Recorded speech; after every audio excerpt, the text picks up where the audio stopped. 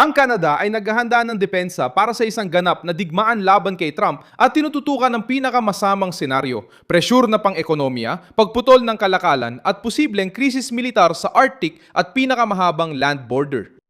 Kapag tinakot ni Donald Trump ang ibang bansa, sumusuko sila at pumipirma sa masasamang kasunduang gusto niya. Ngunit ipinipilit ni Trump ang pagtatapos ng ating soberanya. Pinabilis ng gobyerno ni Mark Carney ang ersisyo ng sandatang lakas, pinalawak ang pamumuhunan sa Hilaga, naghanap ng mga bagong katuwang at sinimula ng pagbabawas ng pagdepende sa Estados Unidos. Lalong lumakas ang reaksyon matapos bantaan ni Donald Trump na gawing ika-51 estado ang Canada. Gamiting presyur na pang-ekonomiya laban sa Ottawa at questionin ang hangganan ng dalawang bansa. Ngayon, may mga ulat na lumitaw na si Trump ay nagbanta rin na iwanan ng kasunduan ng 1,900 at 8 na tumutulong sa pagtatakda ng hangganan.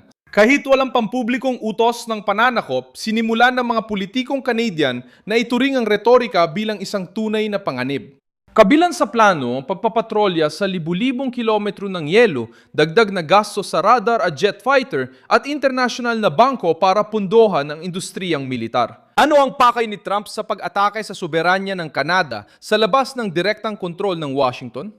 Bakit nagsimula ang Ottawa magsanay nang hindi ganap nagtitiwala sa Washington? Paano magre-react ang Canada kung may pressure na dumating sa teritoryo nila? Sasabihin ko lahat ng yan. Kung gusto mo ng diretsong content na walang paligoy, mag-subscribe ka na dahil araw-araw may ganitong video dito. Ayo sa Wall Street Journal, nagbanta si Trump na iiwan ang kasunduan sa hangganan ng 1,900 at 8 na ginagamit para itakda ang ilang bahagi ng hangganan ng Canada at Estados Unidos. Hindi lamang ang kasunduang iyon ang lumikha ng hangganan dahil nakadepende rin ito sa mga naunang kasunduan noong 1,900 at 8, 1,800 at 18 at 1,800 at 46. Ngunit ang pagputol sa mekanismong ito ay magdudulot ng agarang krisis. Tinawag ni Trump na artipisyal ang hangganan at nais niyang gawing ika-51 estado ang Canada. Ang pribadong banta, kung nangyari man ayon sa mga ulat, ay nagpapakita na ang pang-udyok ay hindi lang nanatili sa mga talumpati sa harap ng kamera.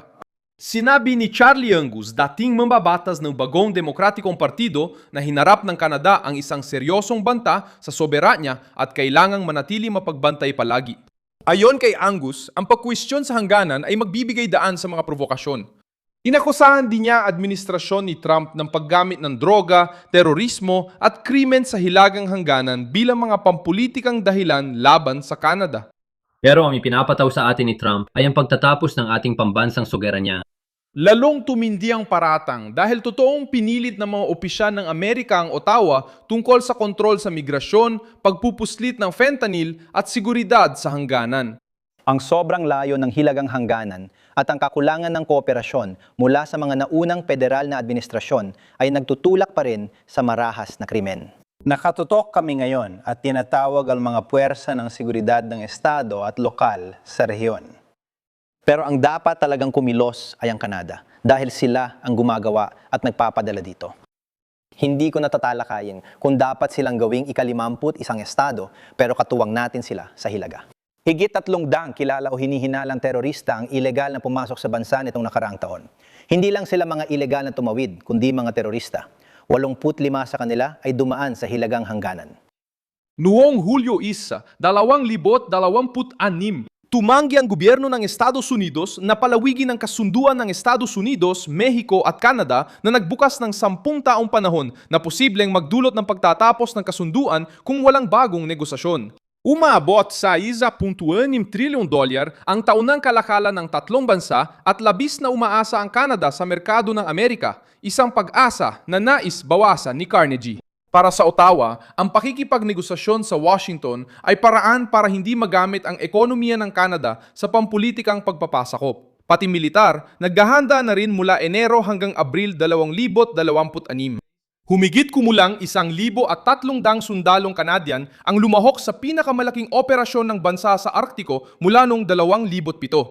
Isang patrol ang bumiyahe ng mahigit 5,000 kilometro mula Inuvik papuntang Churchill gamit ang snowmobile sa temperaturang halos -60 degrees. Ang ehersisyo ay nagsanay ng paggalaw na may supply, komunikasyon at depensa sa isang malawak at estratehikong reyon.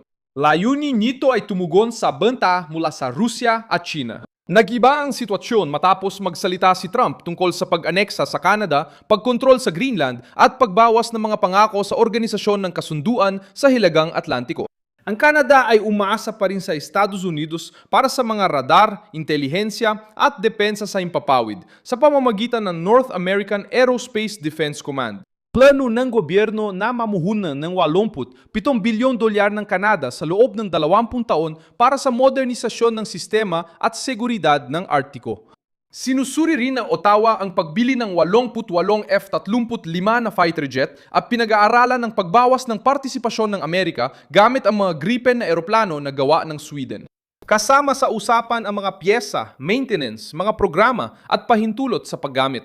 Sa krisis kasama ang Washington, ang sobrang pagdepende sa teknolohiyang Amerikano ay mag-iiwan sa Canada na walang proteksyon.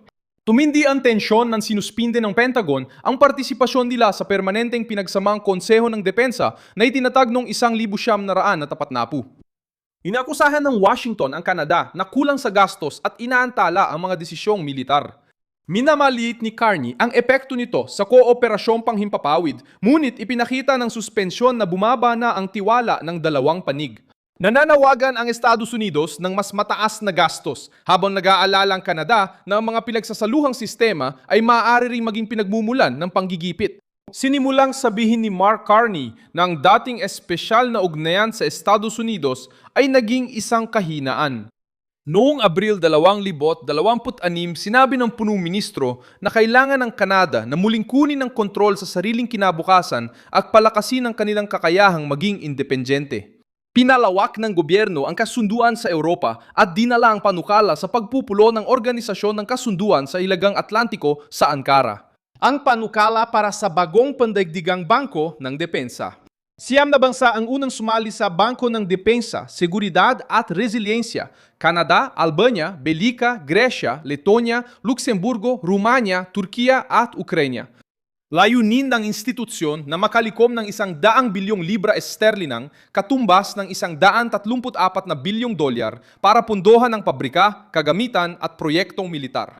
Ang punong tanggapan ay matatagpuan sa Canada at inaasahang magsisimula ang operasyon sa 2027. Ipinapakita ng inisyatiba na gustong bumuo ng Ottawa ng mga paraang hindi direktang umaasa sa Washington.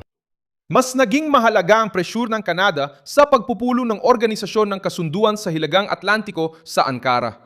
Muling sinabi ni Trump na dapat mapasailalim sa kontrol ng Estados Unidos ang Greenland at iginiit na hindi sapat ang proteksyon ng Denmark sa teritoryo. Malaking problema para atin ang Greenland. At isa pa, nang inimbitahan natin silang sumama sa atin, tumanggi sila.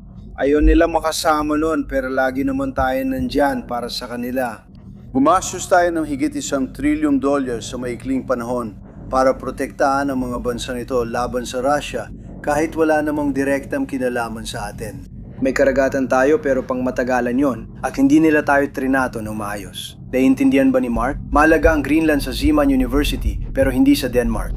Sa totoo lang, nung sinalakay ng mga Nazi ang Denmark, wala pang isang araw tinalunan sila ni Hitler. Isang araw kinuha nila ang kontrol at hiniling sa amin na alagaan ang Greenland. Sa totoo lang, kami ang kumuha at tanga naming ibinalik ito. Hindi natin dapat ibinalik yon dahil kailangan natin para proteksyon ng mundo, hindi lang ng Estados Unidos. Sinabi ng punong ministro ng Denmark, Matt Frederiksen, na ipagtatanggol ng kanyang pamahalaan ang buong kaharian kasama ang Greenland. Nadeklara rin ang pamahalaan ng Greenland na hindi nila ibebenta ang isla sa Canada. Ang pagpupumilit ni Trump laban sa isa pang Arctic na kaalyado ay babalan ang banta sa teritoryo ay maari umatras, ngunit bumabalik kapag may bagong oportunidad ang Washington. Ang Ottawa ay nagsasanay sa Arctic, pinapalakas ang infrastruktura, naghahanap ng teknolohiya sa labas ng US, lumilihan ng internasyonal na pondo at binabawasan ang pagkakalantad sa kalakalan. Umabot na ang presyon kahit sa bagong pisikal na ugnayan sa pagitan ng dalawang ekonomiya. Nagkakasundo ang Estados Unidos at Canada na buksan ang Ponte Internacional Gordie Hall sa Hulyo 27, 2026. Matapos ang isang alitan tungkol sa toll at partisipasyon ng Amerika, ang Canada ang nagpundo sa konstruksyon. Ngunit pumayag itong hatiin ang netong kita kasama ang Estados Unidos at ipaapruba sa Washington ang mga susunod na pagbabago sa taripa. Bumaling sila laban sa atin na parang mga sigasigang umiiyak sa sama ng loob matapos masuntok sa ilong. Sinabi ni Donald Trump na kami raw ang pinaka hindi ka nais-nais na taong nakaharap niya. Tinawag din kaming hindi ka nais-nais ni Pete Hoekstra, ang tusong embahador niya. Howard Lutnick, Canada, napakasama ninyo. Inatake kami ni Pete Navarro, nagalit sila dahil hinarap namin sila. Ipinapakita nito na sa pagtanggi nilang buksan ang tulay na Gordy-Gordy sa hindi nila pagpayag sa FUSMA at sa patuloy na pagmamanipula at pananakot, hindi talaga nagbago ang isip nila. Ang tulay ay mapapadali ng kalakalan sa Windsor at Detroit. Pero ipinapakita ng kasunduan ang laki ng laban. Pinipilit ni Trump na ninindigan si Carney. At bawat kausada, kontrata o tratado ay naging bahagi ng mas malaking tunggalian para sa kontrol ng ugnayan sa pagitan ng dalawang bansa. Maraming salamat sa panonood ng video na ito hanggang dulo. Suportahan ang aming proyekto at magbigay ng suportang pinansyal sa pamamagitan ng Pixkey na makikita sa inyong screen. Kami ay isang independent channel na nakatuon sa pagpapaalam sa iyo ng katotohanan. Ang iyong ambag ay tumutulong sa pagpapatuloy namin.